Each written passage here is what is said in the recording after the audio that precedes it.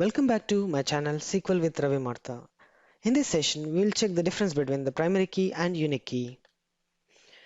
Here are the differences between the primary key and unique key. So basically, the primary key will restrict the null values entering into a table, whereas unique key will allow only one null value per column, and a table will have only one primary key, whereas a table can have multiple unique keys. A primary key creates a clustered unique index by default, whereas unique key creates non-clustered unique index.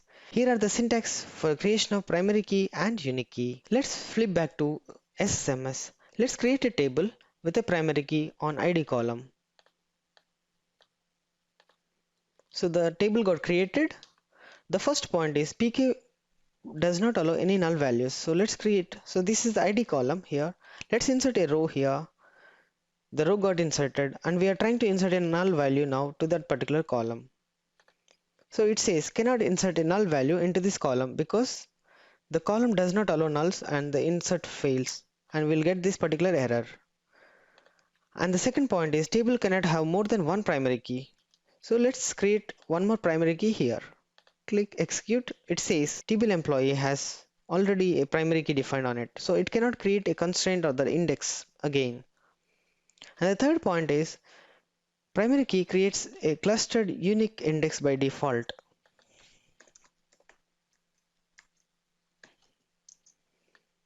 So let's try it out. If we check, so a clustered unique index has been created on this particular ID column and the constraint here. Moving on to the unique key, let's create a table with two unique keys, that is ID and SSN number. Let's create the table, and the table got created. So let's check if the constraints are created or not. So if you see here, non-clustered unique index created on ID as well as SSN number. And the third point is unique key will allow only one null value per column on which it is defined. So let's click here. Let's run this query, and it says one row got inserted, and if you try to insert one more null value, it will throw an error because it will allow only one null value. So if it makes entry of two nulls, it cannot be unique, so that's why it's restricting that entry. It will be the same case for the next column. So one null value got inserted and it cannot insert the next null value. It says the duplicate key value is null. The next one is if we have a table with clustered unique index, if you try to create a primary key on top of that, will it allow us or not? So let's check it out. Let's create a table. So that's created. Let's create a clustered unique index on ID column. Now let's check the constraint. So on the ID column, we have a clustered unique index. Now let's try creating the primary key on SSN number that got created. Let's see the keys. So we have a clustered unique index on ID column and non-clustered unique index on SSN number. So if there is no clustered unique index, it will go ahead and create the primary key on that particular column.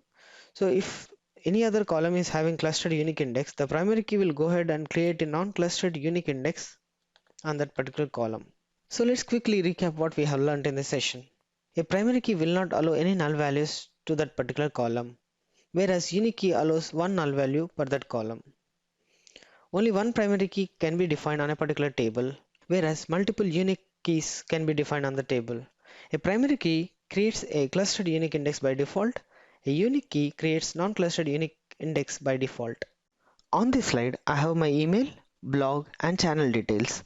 I will upload a text version of this video and SQL scripts we have used onto my blog in case you need it.